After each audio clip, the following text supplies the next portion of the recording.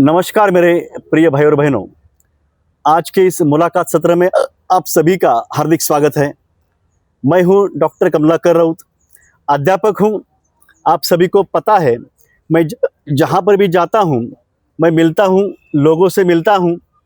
कोई साहित्यकार होता है, कोई फनकार होता है, कोई समाज सेवक होता है, तो कोई होता है डॉक्टर, जो समाज के लिए कार्य करते हैं, जो सोशल कमिटमेंट निभाते हैं।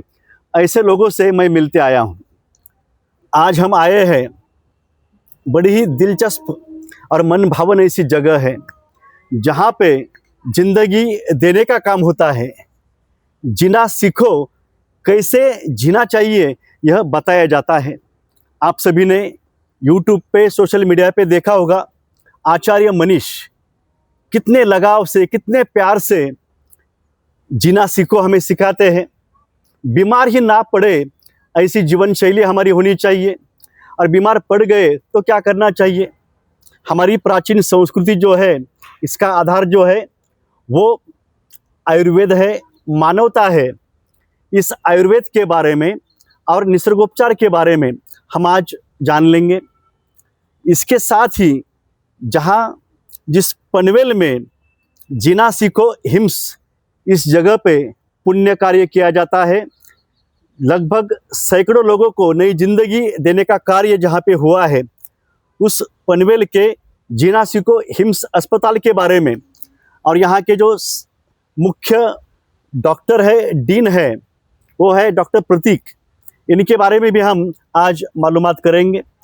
और यह का जो संचालन जो है कैसा होता है, यहाँ पंचकर्म कैसे किए जाते हैं, नेचुरोपैथी कैसे की जाती है, जहाँ पर प्रकृति की गोद से ही इलाज किया जाता है।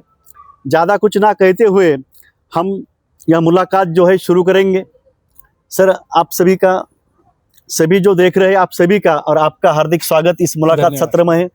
और आप सभी को बधाई है सर, क्योंकि आचार्य मनीष इनका मैं बहुत फैन हूँ, उनको मिलना चाहता था। और उनके ऑब्जर्वेशन में जो है मेरे नीज जॉइंट का जो है उपचार जो है करना चाहता था, वैसा ही हो रहा है। सर की सलाह है, सर का गाइडेंस है यहाँ पे, और आप यहाँ पे हेड है। यहाँ पे यह पनवेल में जो है यह जिंदगी देने का नया कार्य जो शुरू हुआ है, इसके बारे में आप क्या कहेंगे सर? जीना सीखो ये जो हॉस्पिटल है, जोर से बोल। ये बहुत सालों से पूरे इंडिया में काम कर रहा है। इतने सालों से ये अभी तक बहुत लोगों तक पहुंच गया है, और बहुत सारे करोड़ों लोगों तक पहुंचना है। हम यहाँ पे आयुर्वेद को ही बढ़ावा दे रहे हैं। आयुर्वेद जो है हजारों साल से अपने भारत में है, और हजारों साल से अभी तक टिका हुआ है। इसका मतलब यही है कि आयुर्वेद ये शाश्वत है। आयुर्वेद से बहुत सारी गंभीर बीमारियां भी ठीक होती हैं। अब ये क्यों, कैसे होती है, जब तक आप इसका एक्सपीरियंस नहीं लोगे तब तक आपको पता नहीं चलेगा। आयुर्वेद को देखना है तो आयुर्वेद के चश्मे से ही देखना होगा। आप यहाँ पे आइए पनवेल जीना सीखो में, और यहाँ पे एक्सपीरियंस कीजिए कि आयुर्वेद से हेल्दी लोग हेल्दी कैसे रहते हैं और बीमार लोग ठीक कैसे होते हैं। बराबर है सर। आप सभी कृपया, आपको विनती है, बैठे बैठे हम कई तरह के रील्स देखते रहते हैं, सोशल मीडिया पे हमारा समय जो है हम व्यतीत करते हैं, लेकिन आप आचार्य मनीष ऐसा टाइप कीजिएगा, वहाँ पे जो है आपको सब समझ में आएगा। लेकिन वहाँ पे जो समझ में आएगा ये थ्योरी हो गई, इसका प्रैक्टिकल आपको अनुभव लेना है तो यहाँ पर आ सकते हैं। यहाँ पर जो है कौन सी बीमारियाँ जो है इसका इलाज यहाँ पे होता है। मेनली हमारे सेंटर पे cancer patient, kidney failure patient, liver failure patient, उसके बाद ऑस्टियोआर्थराइटिस के पेशेंट, ये बहुत ज़्यादा संख्या में आते हैं।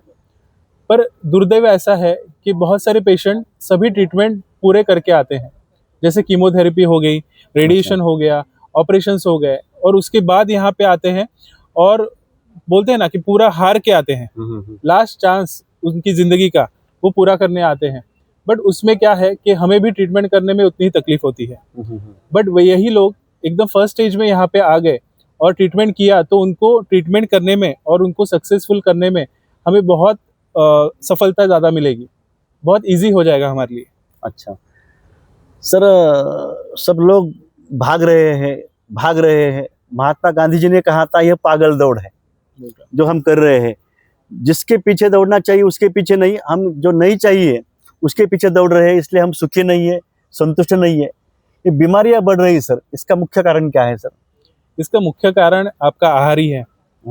आजकल आहार में जो चेंजेस हो रहे हैं, changes in the sense adulteration हो रहा है, केमिकल्स का यूज बहुत ज्यादा हो रहा है। अच्छा। लोग घर का ना खाते हुए बाहर का ज्यादा खाते हैं, ये सब मेन कारण है। और दूसरी चीज, लोगों का सोना, लोगों का जागना, लोगों का खाना पीना, लोगों का काम, इसका कोई टाइम नहीं रहा। हाँ। ये सबसे मेन बात हो गई है।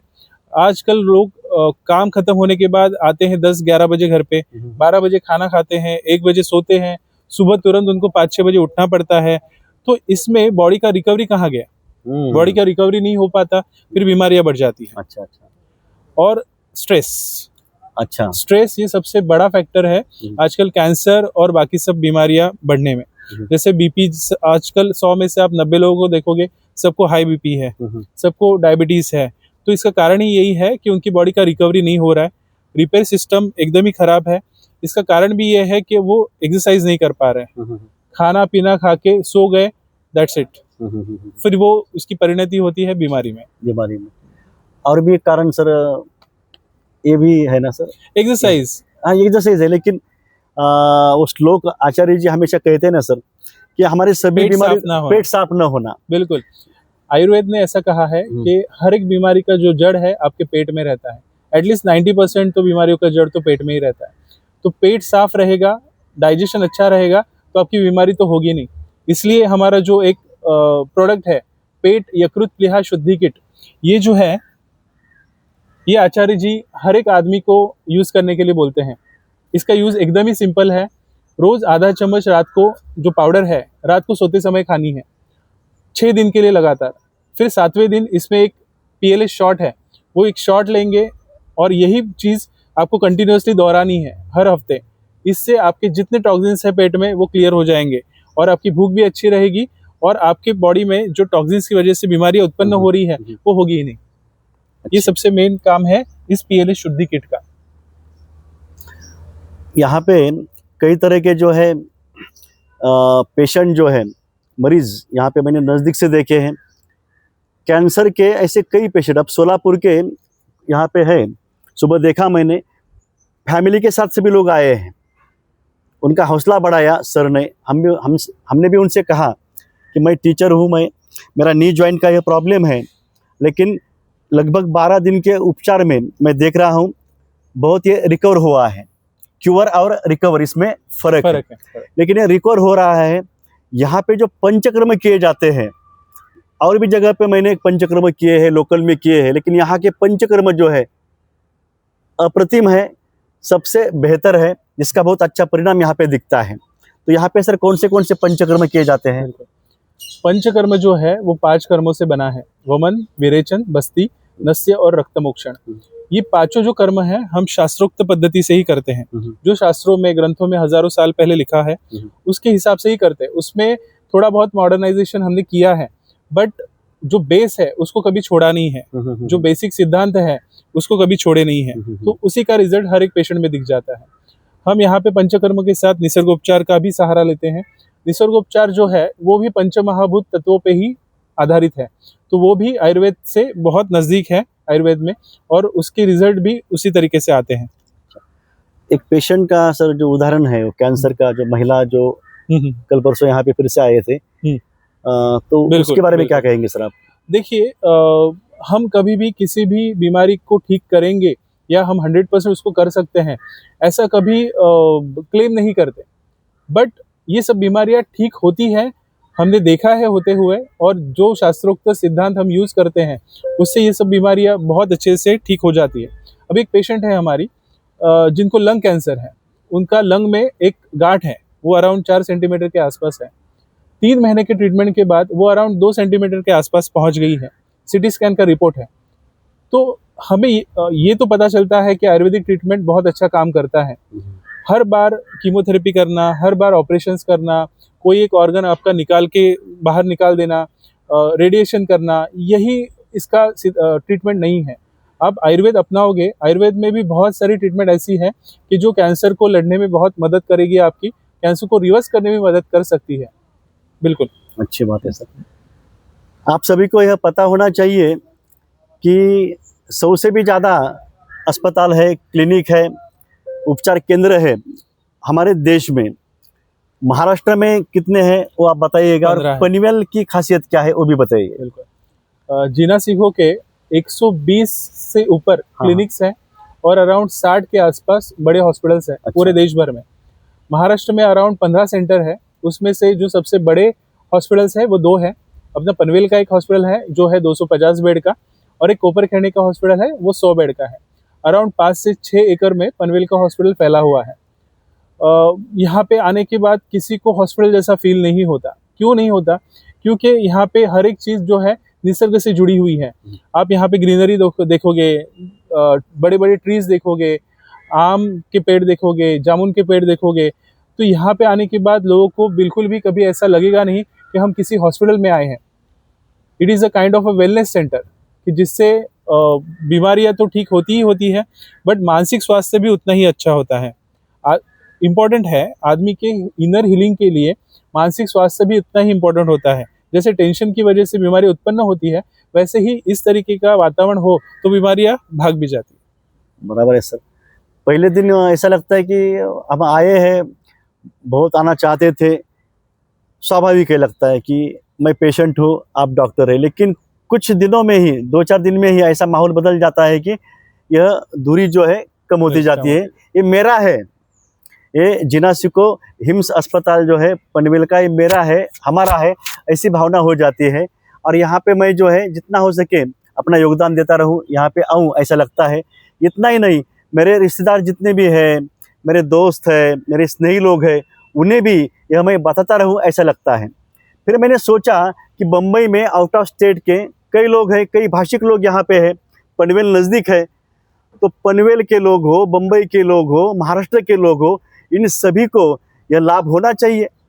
पैसा कमाने के लिए कई तरह के उद्योग जो है कोई भी कर सकते हैं, वैसे ही आचार्य मनीष जी भी कर सकते थे। ये अस्पताल ही क्यों खोला, वो भी महाराष्ट्र में, पनवेल में।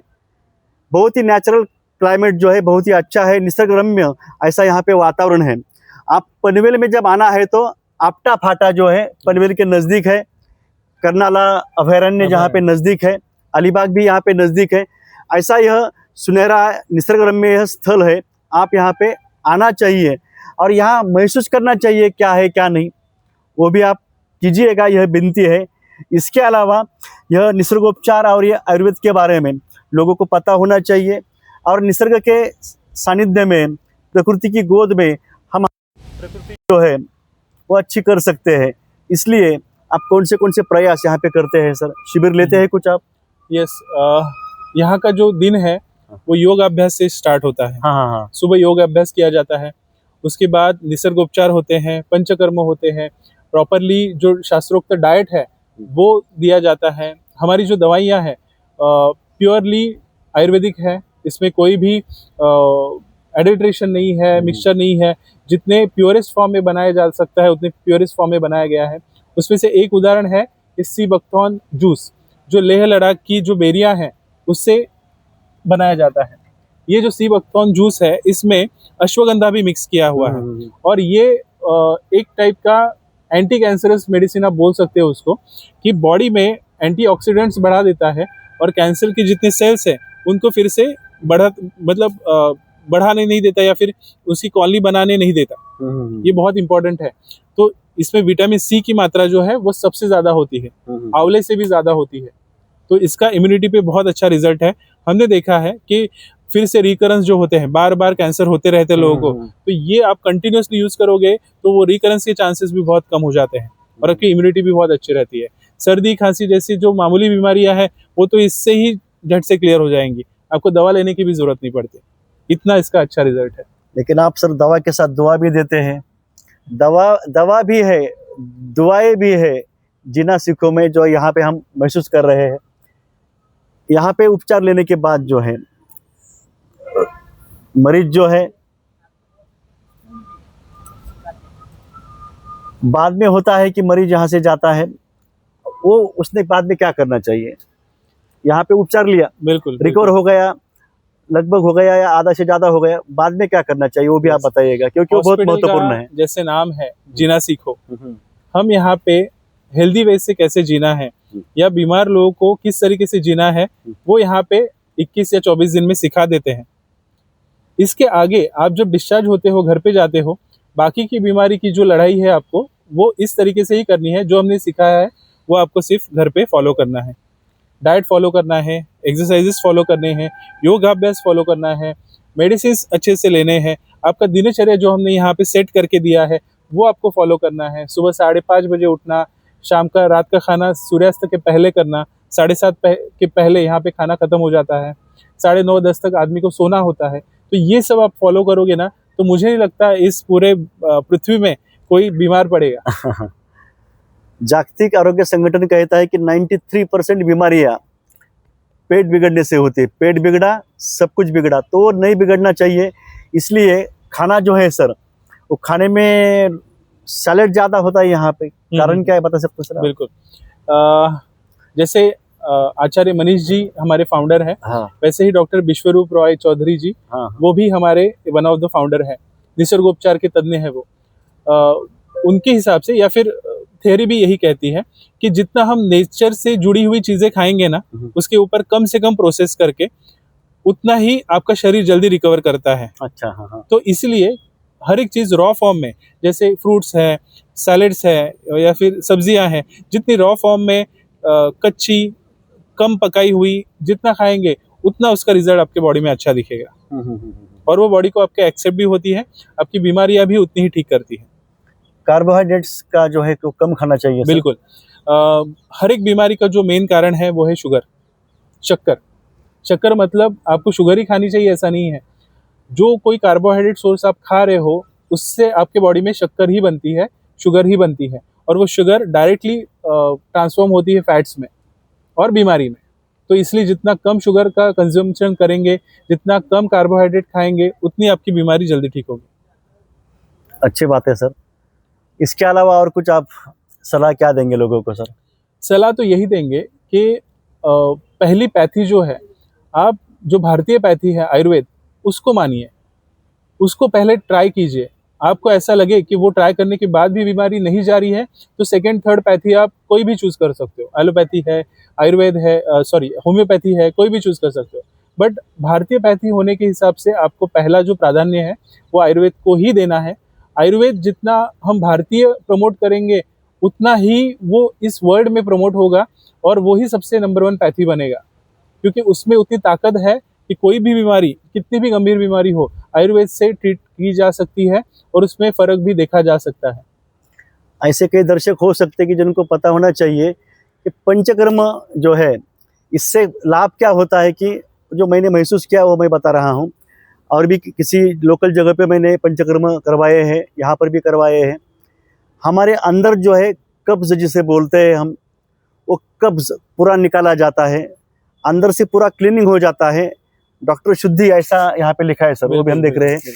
इसके अलावा लंग्स है, हार्ट है, लिवर है, ऐसे सभी जो ऑर्गन्स है इसकी भी शुद्धि यहाँ पे होती है। तो ये सब करने के लिए यहीं पे आना चाहिए। अब लोकल पे मैंने जहाँ पे किया, पंचकर्म किया मैंने, 15 दिन किया, 1 साल, फिर अगले दिन 15 दिन किया। उन्होंने जो दवाई दी वो भी ली मैंने, कि ज़्यादा परिणाम असर जो होना चाहिए अच्छा वो क्यों नहीं हुआ। इसका कारण आहार का जो पूरा जो कार्यक्रम है, उसकी दिनचर्या जो है वैसे ही करना चाहिए। गेहूं की चपाती, गेहूं के पदार्थ और चावल के पदार्थ जो है वो नहीं खानी चाहिए। बिल्कुल। ज्वार जो है वो भी कम खाना चाहिए, सैलड ज़्यादा खाना चाहिए। इसके अलावा नाचनी, मिलेट, बाजरी ये ज़्यादा खाना चाहिए। और भी कुछ है, फल जो है सुबह नाश्ते में खाना चाहिए सर। ये समझ में आना चाहिए। आरोग्य की कुंजी यह किताब है, महात्मा गांधी इनकी, उन्होंने भी ये बताया है, माय एक्सपेरिमेंट्स विथ ट्रूथ, कि फल सबसे कब खाए। क्योंकि जो मैंने महसूस किया, मैं तो डॉक्टर, मैं PhD किया, मैं डॉक्टर नहीं, नेचुरोपैथी का मैंने डिप्लोमा किया है, लेकिन जो यहाँ पे महसूस किया वो मैं बोल रहा हूँ। सुबह बहुत सख्त ऐसी भूख लगती है, क्योंकि हमने कल 6 बजे खाना खाया होता है। तो सुबह जो है भूख लगती है, तो उस समय ज़्यादा जिसमें प्रोटीन्स है, जीवन सत्व है, वो फ्रूट्स हम खाए तो बहुत हमारे लिए लाभदायक होता है। सुबह यहाँ पे फ्रूट्स दिए जाते हैं, बाद में ग्रीन जूस जो 4 बजे होता है, 9 बजे से पहले यह नाश्ता होता है। मूंग जो है बॉईल किए हुए मूंग, ये फ्रूट्स खाते हैं हम, फ्रूट सैलेड। इसके बाद 11 बजे जो है बादाम दिए जाते हैं, बादाम दिए जाते हैं, और वो जो जूस होता है वो बीट का जूस दिया जाता है। 11 बजे होता है। 1 से 2 बजे में खाना होता है, मिलेट की रोटी होती है, उसमें मिलेट का खिचड़ी होती है, सैलड होता है और कुछ ऐसा ही। लेकिन इसमें चपाती या चावल जो है इसमें नहीं होता, यह नोट कृपया आप कीजिएगा। बाद में जो है 4 बजे जो है जो ग्रीन वेजिटेबल्स है उसका जूस हमको दिया जाता है, थोड़ा मखाना जो है वो दिया जाता है। और बाद में 6 के 7 के बीच हमको खाना दिया जाता है, जो कि सूर्यास्त से पहले होता है। बिल्कुल।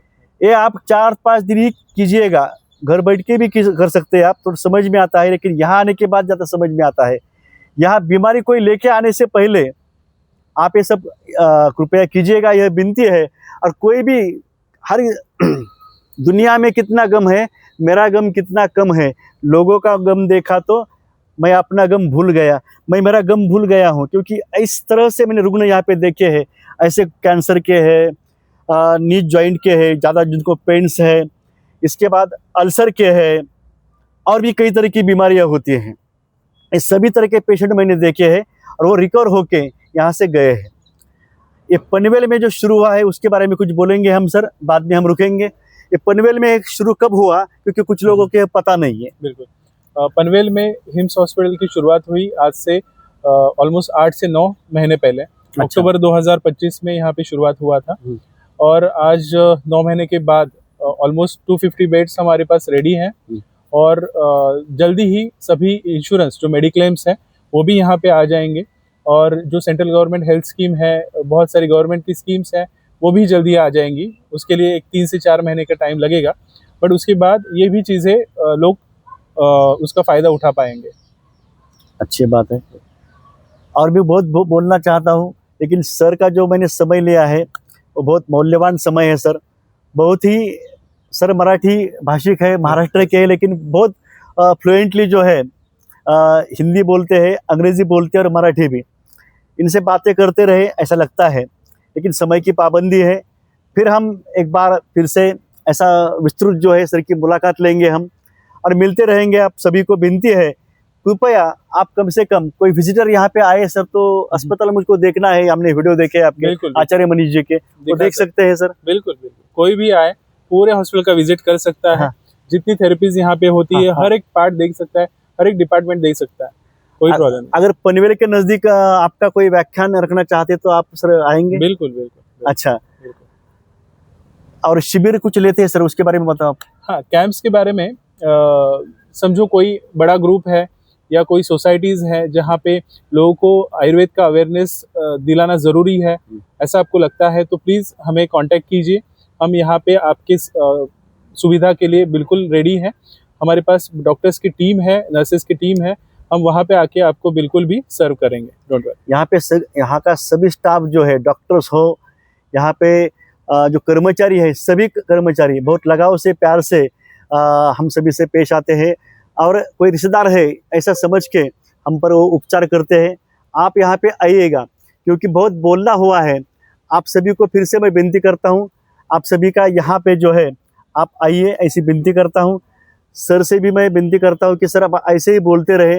आपका सेशन हर दिन जो होता है वो भी बहुत ही लुभावना होता है और स्फूर्तिदायक हमको होता है। फिर से आपको मैं बधाई देता हूँ, आपका शुक्रिया जो है यहाँ पे व्यक्त करता हूँ। धन्यवाद। और आप सभी को बस इतना ही कहता हूँ, जय महाराष्ट्र, जय भारत, जय मानवता, जय जगत।